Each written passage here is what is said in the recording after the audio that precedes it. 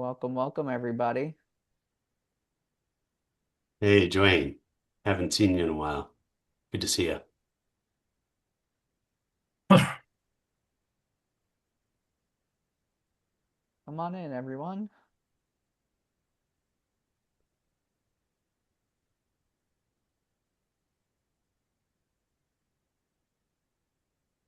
Oh, Jackie. Good to see you. Good to see you too. I'm gonna just fangirl out over here.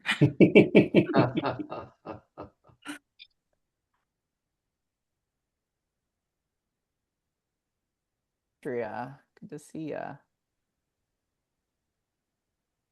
We're gonna give a couple more minutes for folks to trickle in here, and then we are gonna jump into things.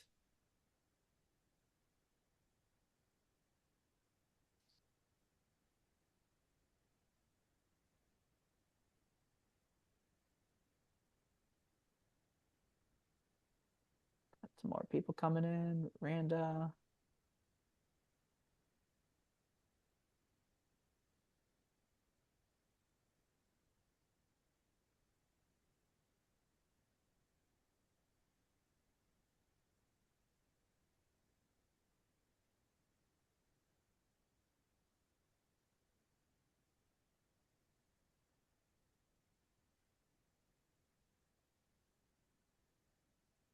All right. I think T minus 60 seconds, then we're gonna get going. Sounds good, Sam. We're like the Artemis 2, 3. Which one? Right. Which I've one lost was count. which one just got back? It was the 2, right? Not the 3. Two. 2. 3's the one going to the moon, right?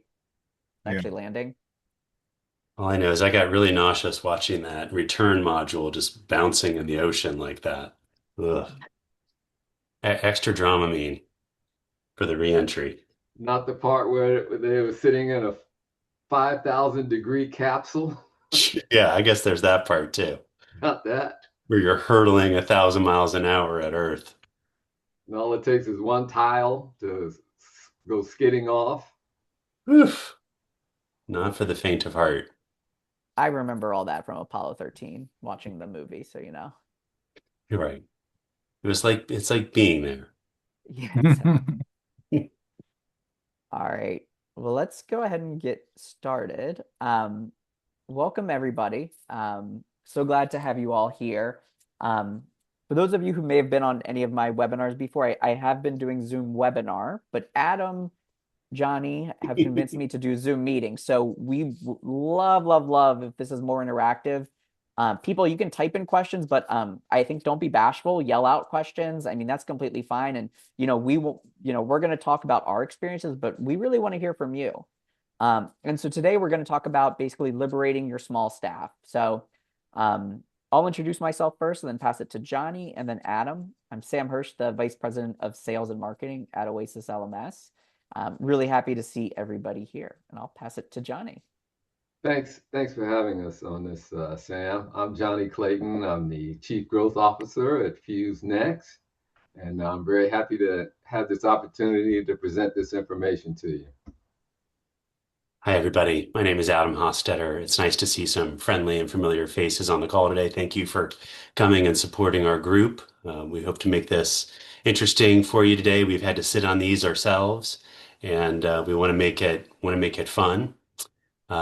Fuse Next, we're a content discovery platform.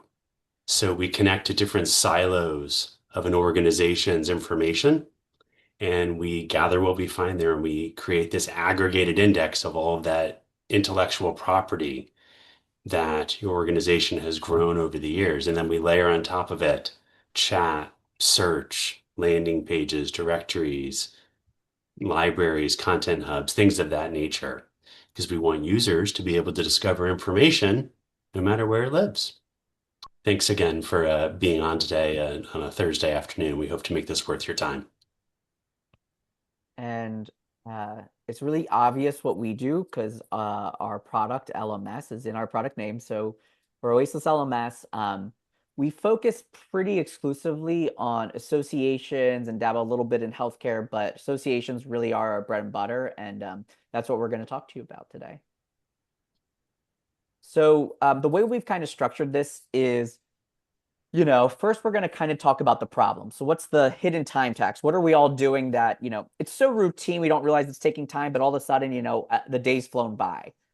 Next, we're going to talk about kind of the solution. So what are our tips to solving those problems that are sucking up our time? And then three, at the end, we're actually going to show you some real world examples of, what you can do. Some of this includes AI, some of it doesn't. And that's where we're going to take the discussion today. Yeah, I think oftentimes, and this is not incorrect, when you're sitting around the board table at your organization, the focus is always on the membership, probably. Whether you're a trade group and you have like 100 members, company members, or you're a individual membership organization, you have thousands of members. We're often talking about the member experience, but we wanted to flip that coin a little bit today and say, well, wait a minute, what about the staff? For some of you, you may work at large organizations or work with large organizations and a lot more resources. And there's not only a person that does that job specifically, but they also have an assistant and they also have someone underneath them. For many groups, we're having to wear a few different hats. And I imagine many of you can relate to this, even if not in your current career, maybe, or your current job or position, maybe a previous one. So today, this session was about, hey, if we can make the staff, if we can help them be more efficient, because they're already going to have to wear a couple hats, what if we could save them a few precious percentage points of their time and effort that they're spending on maybe servicing member needs? What if we could do that for them and then they could then spend that time doing other stuff that needs to get done for the organization? That's sort of a theme for today's call. And we actually have a poll that we're going to put into the chat that we're hoping you Aaron? could weigh in on. And uh, you'll see that pop up here momentarily. So please chime in what your thoughts. And if you're not at an association right now, you're maybe a consultant to an association, you could just best answer from what you've observed at those groups that you've worked with before. Like, oh, I work with these groups, and this is always the case. Sam, anything else to add there before I move on? I was going to say at one of my first ASAE conferences, a speaker said, everybody works at a small staff association. I talked to somebody and they said, oh, we're just so understaffed. We don't have enough staff. How many people? Well, we have 500 people at our association. Talked to another one, and they had 5 people. So I think, no matter it seems like no matter how big you are, at least in our space, it always feel like you don't have enough staff members. And hello, Sarah. Sarah's saying N of 1, understaffed. Jackie, almost every client has been understaffed, has been understaffed. We're stretched thin. Yeah. Yeah, I wasn't expecting anyone to say, oh, yeah, we got more people. Yeah, there's a beloved group that we work with. I'm not sure if they're on this call or not, but I'd recently just had some um, what's the friendly term for layoffs that that's used? Oh, right sizing. That's right. Yeah, and it's tough to see. And then what happens is everybody has to pick up the slack from that happening, and it's hard because it's usually for the same pay and the same job description, but everybody needs to step in. So one of the themes, follow-on themes to this, and that's generally the vibe we're getting here with the poll responses, is for the most part, and to Sam's point, even at large organizations, you can feel understaffed. One of our approaches is, hey, you can focus on the members and actually it'll shift the burden from staff having to address things. So in other words, you can kill two birds with one stone. Are there some things that we can provide to our membership that allow them to accomplish tasks that maybe staff had to help with before. Or maybe staff has to prepare some reporting or something along those lines to provide how to best serve the members. Again, can we even get 10%, even 5% staff savings on some of these repetitive tasks so that they're not getting that phone call from the member of, hey, how do I do this? Or where do I go for this? Or you're in the LMS and you're trying to figure out, I need to create a report to do this. And maybe what's something that took you 30 minutes to do or 45 minutes to do a year ago, you can now do in 5 minutes, which is nice. So think about these themes today as we're going through the webinar. That's really the goal. It's these little incremental shifts. It's not this profound, oh, wow, I can go sip a pina colada now on the beach because I don't need to take care of all these things any longer. It's really more about just that tipping point where maybe you can get a little bit more out of tools that you already have or have access to, and that could be a little bit more of your day back that you could be focusing on, for example, the member journey and recruiting members if that's a need. So what this one means is a lot of you, anyone in education, I'm sure there's some of you here, but anyone who's touching your content, you are classifying the resources, right? You want to make it easy and searchable for your members. Well, what about the work it takes you to classify it? So that's kind of problem number one. Obviously, that is Fuse's bread and butter, but so we will come back to that as as a solution in the next bit of this. Yeah, and I know Jackie Olken on the call, who's an information architect, best in the biz. Jackie, this probably speaks to you in some regard that classifying what you've got is a thing, and this is pretty important to do. You can have the best tools in the world, but if your content isn't organized in a way that's meaningful, what have you got? And it's something to noodle over. And we're gonna again show some examples later on of this in action. And this is one of those things that's kind of tricky because you would have to, it does require a little bit of upfront time commitment. So it's one of those things that maybe it takes a little bit of your time in the beginning, but then it plateaus out. I'm talking from a staff perspective, but then it plateaus out, and then you can look back and see all of the wonderful work you did paying off later.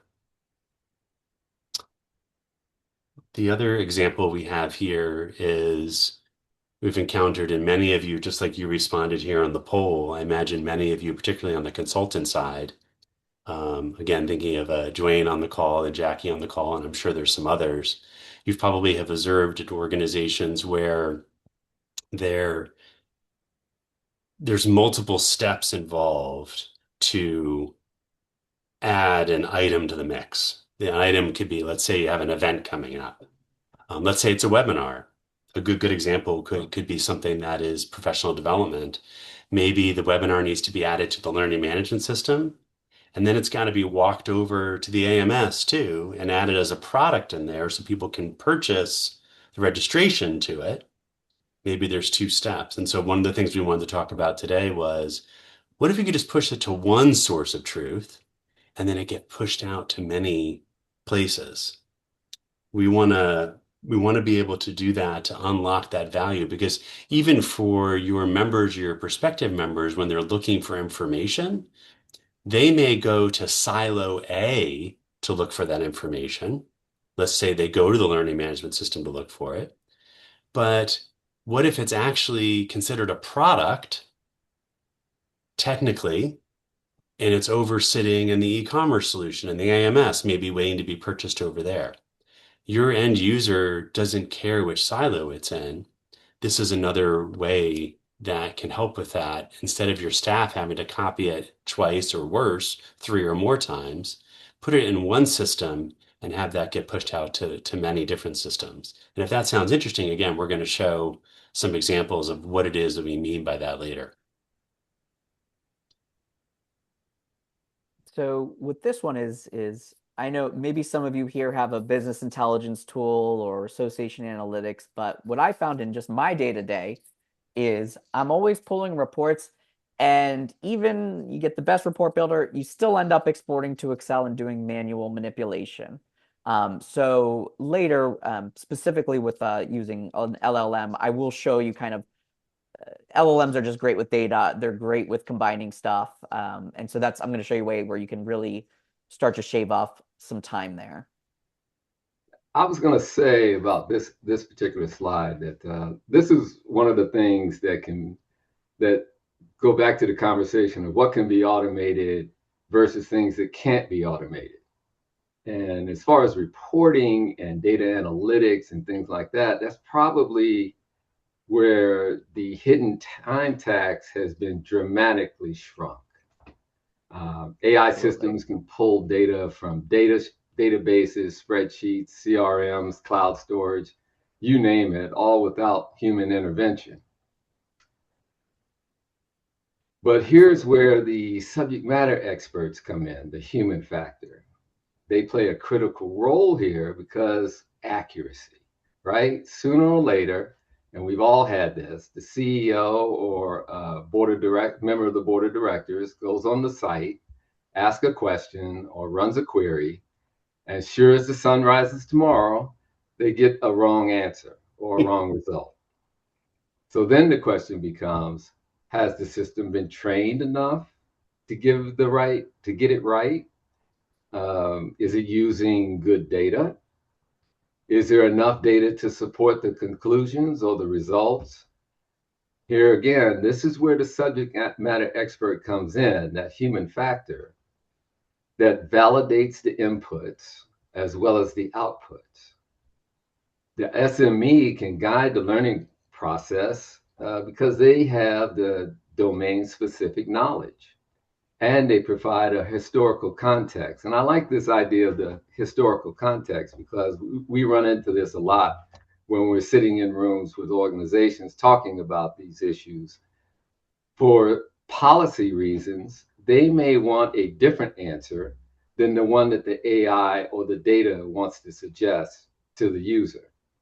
An example could be on the subject of vaccines or climate change, things like that. The list is pretty long, as you well know. So having a subject matter expert with the historical knowledge of the organization, knowing what their policies are and how the organization sees these issues is very important for how you address your messaging to the folks that come to your website. Last, I just want to say one big question for the audience. Who's looking at all this analytical data? Especially now that there's a lot more available than ever before.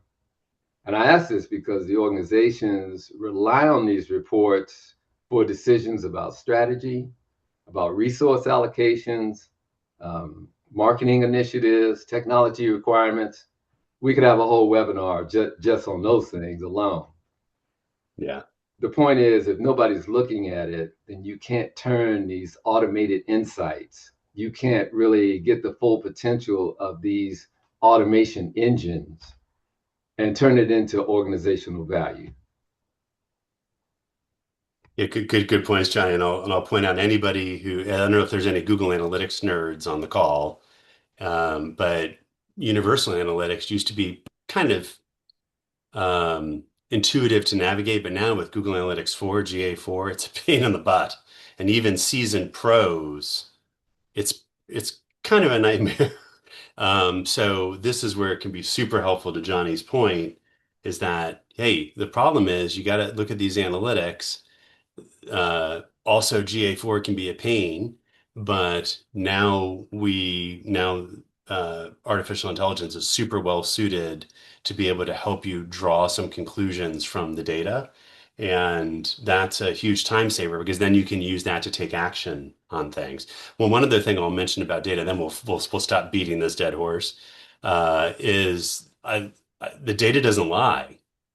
So if you're working in let's say a challenging organization where maybe the executives have their mindset of this is what I'd like to do and this is what we're doing, the data could suggest otherwise. And so it's really nice to you could play good cop, bad cop, with the bad cop being the data, right, Johnny? The data Yeah. report. Hey, here it is. And you're like, I don't want to do it, boss, but the data says that this is what people are looking for, and this is what we need to provide. It's really, really tough to argue with that. So another challenge we find a lot of our customers work with is ultimately how often are they running across customers asking a question, they can't find something, and it really would be something that they could solve themselves ideally, and they would probably be happier doing it and they would save you time.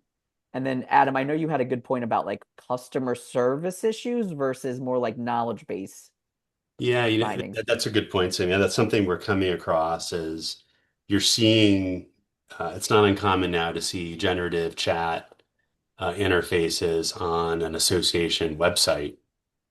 And uh, users are pretty accustomed to seeing them now too, just in their commercial, personal lives. And sometimes it's a live chat where you're actually talking with somebody, 9 to 5.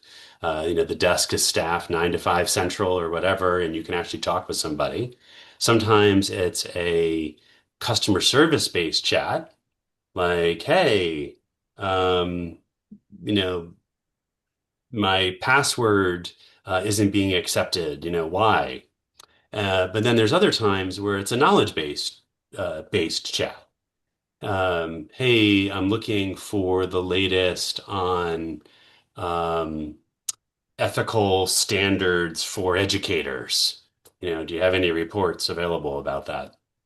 And at what point do we let the user know what type of interface they're interacting with? This is something to be thinking about as you're deploying your own solutions. But ultimately, what we're getting at here with the hidden time tax is, can members self-service some things? Again, we're not talking about everything because you're still going to get those phone calls or those emails sometimes. But what if you could even remove 5, 10, maybe if we're being generous, maybe 15%, just to be super conservative of those calls or those emails in? That's a big difference. And then to Johnny's point, looking at the analytics again, right, Johnny? Like, what are people asking? Yeah. That's a question that a lot of organizations are struggling to answer because what they're looking for is in different applications and websites, and they don't have a view into what they're doing over there. So that causes a lot of time to get eaten up. You have to go to the LMS. Well, what did they do here? They have to go over to the event platform. What did they do there? So things have to be aggregated and come together so that all of that can be looked at from one perspective. But saying the glass is half full view of this could be that it's kind of a good problem to have. You can see all this data that, hey, people are looking for this stuff. Let's say that you run learning, professional development for your organization. Well, you have the data in front of you saying, hey, this is the type of course material that users want. And I know Sam's going to show some examples later.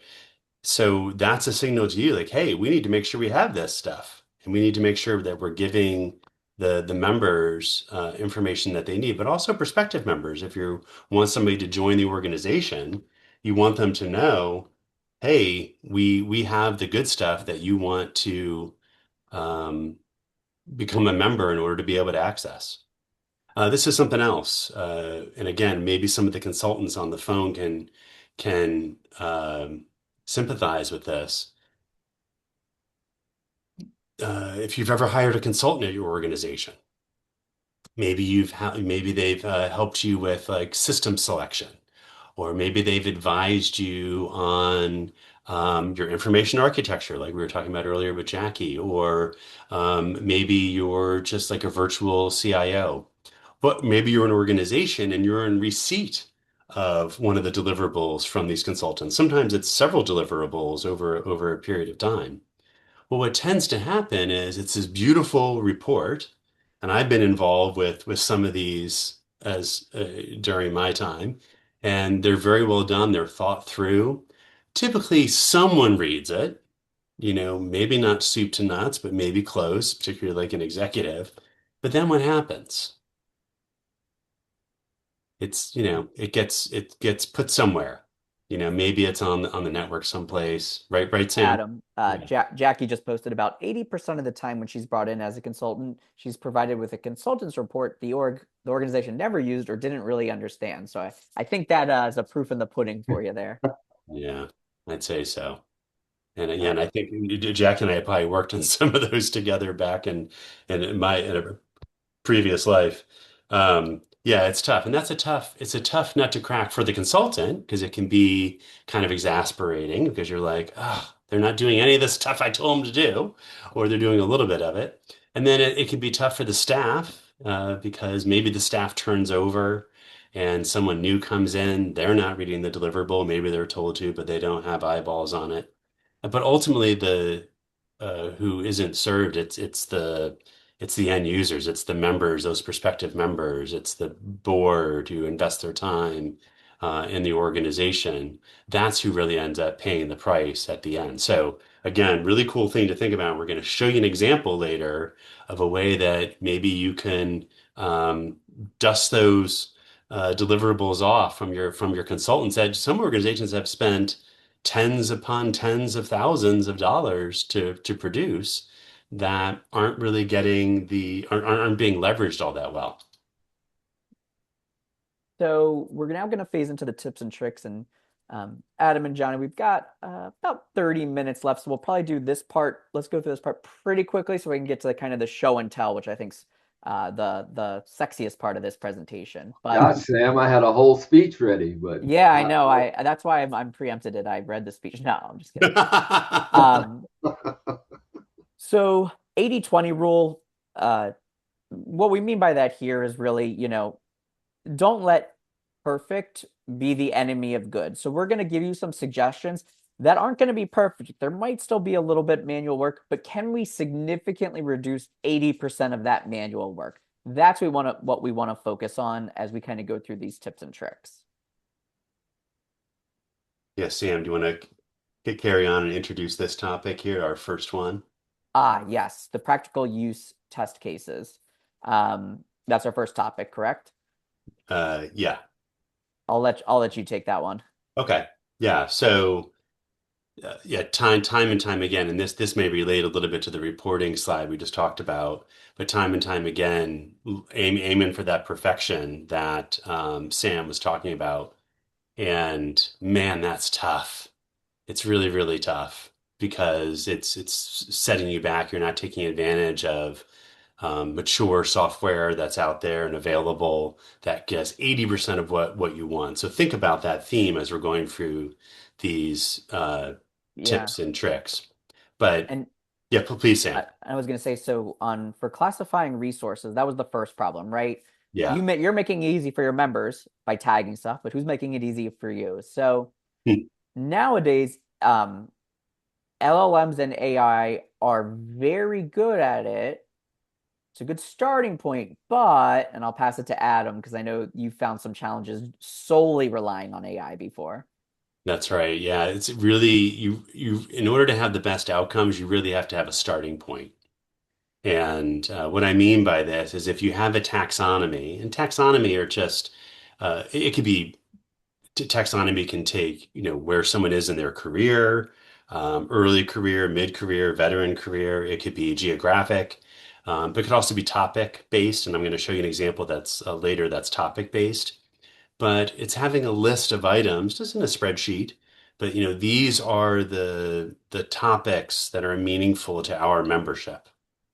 And it could be 50, it could be 100, it could be more of lists of information, but having a starting point and then training whatever artificial intelligence solution you're using, training it that, hey, here's a course in Oasis LMS.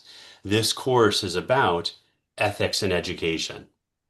So tagging that one, okay, ethics. Here's another course. This course is about being successful educating in special education. Okay, tagging that one as special ed. And knowing that now when I go to the AI engine, I can give it examples of here's the topic, and here's a handful of examples that have already been tagged by a subject matter expert as being about these topics. The more time you put into training the AI, then you can go sick it on the rest of your content. But that training period is critical. And that's what I said at the top of the call. It may take a little bit of elbow grease up front, but then it evens out and then you'll be looking back and the AI will be able to help you tag your and classify your resources. But you can't don't go cheap on me on that subject matter expert period where you have to train it to begin with. Absolutely. And one last point I was going to make on this slide was just about security and read that fine print as you're using artificial intelligence tools. What is the software allowed to do with your data? We are very careful about not sharing data with other customers externally. Oasis is doing something very similar. This is pretty important, but not all players in the space are doing that. So make sure you read that fine print so you know if you're doing something like classifying your content, that your content is staying safe. Sam. Yeah, and so one of the other problems we mentioned earlier is one-to-many. You need to publish a webinar. Well, gosh, now I got to go in my event app, my LMS, my AMS, and all this manual work. And so, you're hearing us talking about AI, but AI is not always the solution. So just a standard integration sometimes getting your systems to talk is can be what you need, right? So I put it in my LMS and then, or let's say my AMS, and then boom, the data, title, description, whatever it is synced out to everywhere else. So that's the integration and sync. And so, guys, sometimes you don't need AI, right? That's just a classic way to save time. It is also, you're really lessening mistakes, right? So when you do stuff manually, you're just, I think the error rate from a consultant I've heard is about 9%. So you're likely to then have inconsistencies between what's in say the AMS and the event system, the AMS and the LMS. Now, if you did want to use AI, because there was no integrations, there is a newer concept that many of you might be familiar with called agents. So you could train an agent to, you type it in once and the agent takes it and goes into the systems. To be honest, that's probably getting ahead of where the association space is now. I don't know of any associations currently doing it, but we could be back in 1 to 2 years, and that's a lot more common. For sure, Sam. This next one, Johnny, this was what was near and dear to your heart about the analytics reporting. And again, Sam's going to show example of this a little bit later on. Was there anything else you wanted to add here, Johnny? Well, I was just going to say that these are some very powerful tools, and they really pick up a lot of slack that small associations just don't have the staffing and resources to handle. But they do need folks that know how to work with these systems, and that's something that they should be looking at in terms of the skill sets of the folks that are there now and who they're going to hire in the future. Absolutely. Thanks, JC. Yeah, and then Sam, we were going to talk here about how uh, this relates a little bit a couple slides ago. This isn't a light switch solution. Everyone's looking for that fast thing. Jackie just said here in the chat, like, hey, there still needs to be some human element to this. And from our experience, that's true. Yeah, absolutely. And so again, the problem here is your members are coming to you with what I would call low value questions, not how do I pay you more money? How do I, how do I volunteer, right? But I can't find this, I can't do this. And so we need to get the answers in front of people in an easy manner. And so we certainly will have a couple things to show you in the next 10 minutes on this. And then Yeah, Adam, and this then is the one you came up with and taught me, so I love this one. yeah, and this is what we talked about. We talked about earlier. So let us show you an example here on the next slide, so that we're going to break away from the slide deck and show you what exactly we mean by some of this stuff. So the first thing we wanted to show you was, oops, look, you already saw our last slide. I just gave it all away there. Is everyone seeing, is that showing up? Yeah. So this is an example of taxonomy classification. So this organization, you can see over here on the right, they call them sectors, which is something that's meaningful for their constituents. But all of these items over here, they started off with this particular organization started off with a group, a grouping of content that had already had sectors applied. And then they had another group of content that was unclassified. So we refer to this as topic modeling. So there's an AI process that we follow that can look at a already classified group of content and learn from that. And then you put it against content that is unclassified. And guess what? Sam mentioned it earlier. It's about 80-20 good. So it gets you about 80% of the way there. It's not going to be perfect. I think Johnny said, you're going to have that CEO on the first day or the executive director that goes and looks at something and says, why was this tagged as health service providers? This is for cross sector, obviously. But 80% of the items, the gist is going to be there. And if it can check off that lion's share of the work that you have to do, then I'd say that's pretty successful. Sam, did you have an example you wanted to show here too? Yeah. This I'm one? going to share my screen. Great. All right. You should all be sharing my screen. So what I'm showing you is relevant specifically to Oasis LMS, but if you use other LMSs, they probably do or should have something similar. And so these are assets like specific videos, so not even at the course level, but you'll see there's something here that says asset keywords. Click on that. And so our system, we're going to understand a video, a PDF, whatever it might be, and then we will automatically tag. And why are we automatically tagging on a per video basis, let's say, is because then when learners go search for courses, the system can also natively understand what is the actual content within that. But now you will see there is, of course, this X or edit button or add new. So again, just like Adam said, you want to take a human eye to this. It's much easier to start with a bunch of stuff and remove than naturally have to come up with stuff yourself. And this may also trigger, oh, it's talking about this, I should do that. And then it's, other ways people can use this is even for meta tags, right? So you want to tag your content for Google to search. So again, same type of concept. What's the next on the list, Adam? I was going to show the one-to-many, an example of a one-to-many relationship, Sam. Yes. Let me pull this up. And hopefully this is a smooth experience for all of our webinar. We're good going back and forth here. But this is an example of a group that they have publications, they have journal content, they have learning management system, online learning. They're running Higher Logic, their community. That's what this is. They have events, they have a store, and so forth.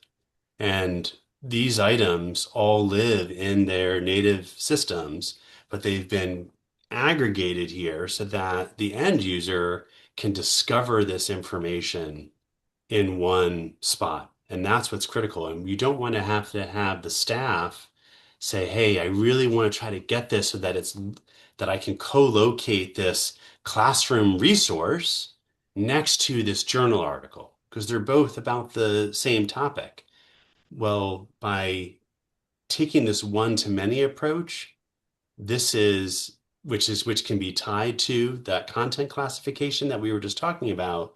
This can help you achieve that, and it's pretty useful for an organization, but most importantly, it's useful for the end users, those members and prospective members. And when they're saying, hey, I'm looking for resources on something, instead of them calling in trying to find them now, saving your staff time, they're able to self-service and find it themselves.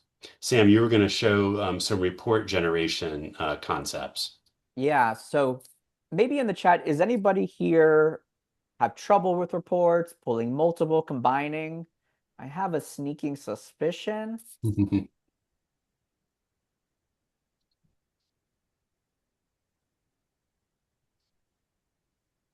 Andrea, yes. Sarah, yes. Okay. Wow, Sarah gave up me with 3 exclamation points. So I'm going to show you the first example I'm going to show you is actually going to be Andrea. This will be very relevant to you. But in an LMS and in ours as well, we do have this data analyst. So imagine you took all your data, put it into ChatGPT, but it was, of course, safe and fenced in and could ask it questions.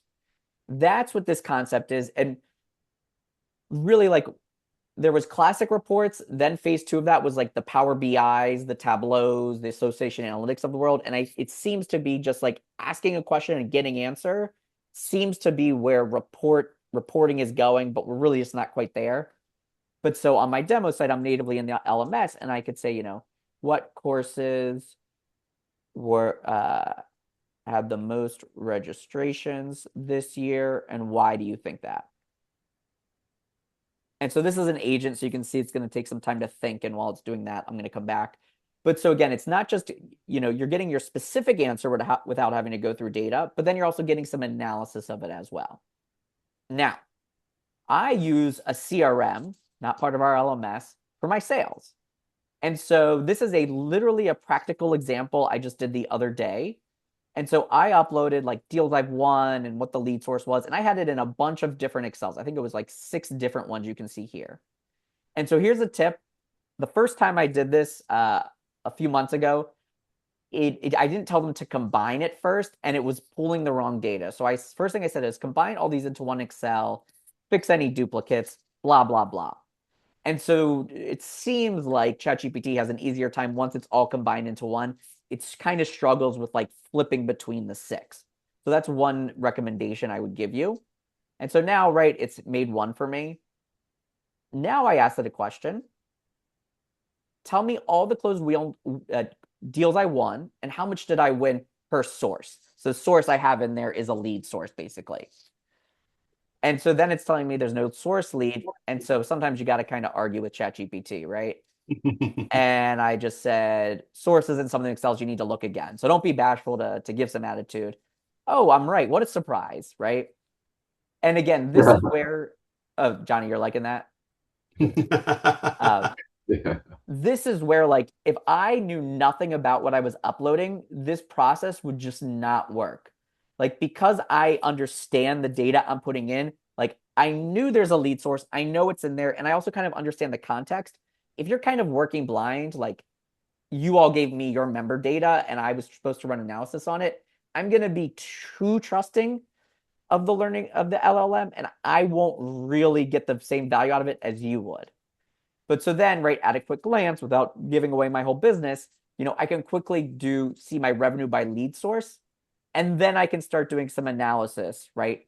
Why are these the highest? Can I pull these out? So again, now I'm kind of diving much deeper and analyzing the data. But again, you do have to kind of self-correct in there. Has anyone, I'm going to stop sharing, but is anyone doing that themselves now into like an LLM like ChatGPT, or anyone going to use this? Yeah, hopefully some of our users have experimented. All right. Not getting lots of responses, but I know everyone's just so blown away that they're going to go. So Right. go ahead, Adam. I was just going to show again some other examples of, one of the things that maybe some of you are thinking about is how do we handle that we're not exposing member only data when we're interacting with some of these elements, or maybe on the staff side, we want to make sure staff is seeing certain things and other staff aren't seeing those other items that they're not entitled to see.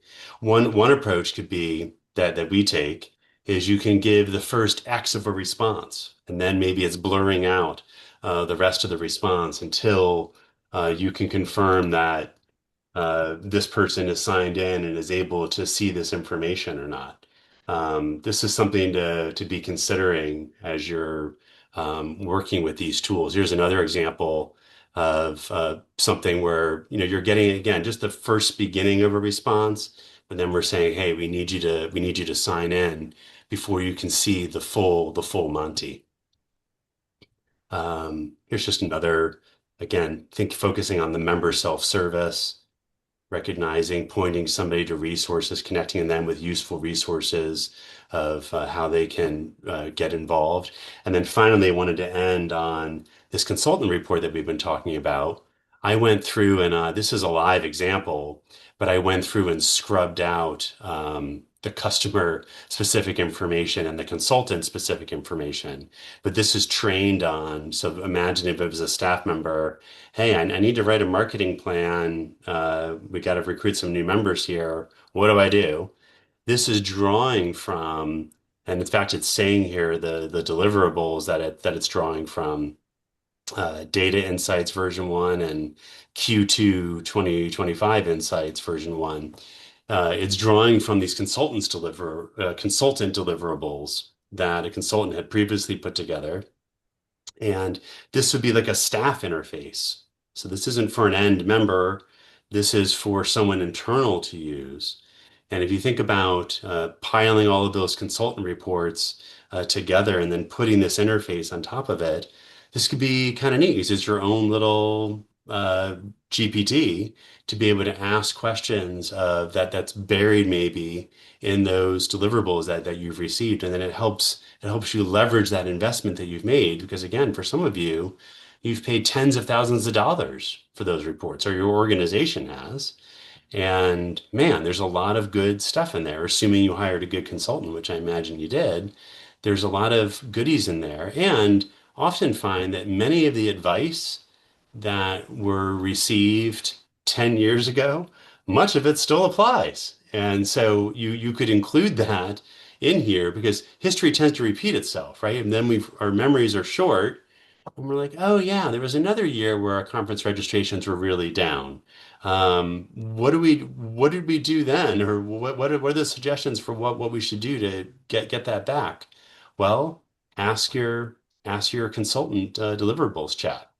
Does it put it in the chat, or actually feel free to yell it out loud, but does anyone here have a consultant's report from the last few years that is kind of just collecting dust? It might be referenced, but I'm curious how many folks here, have gone through that process and, you know, now they just kind of have it sitting around.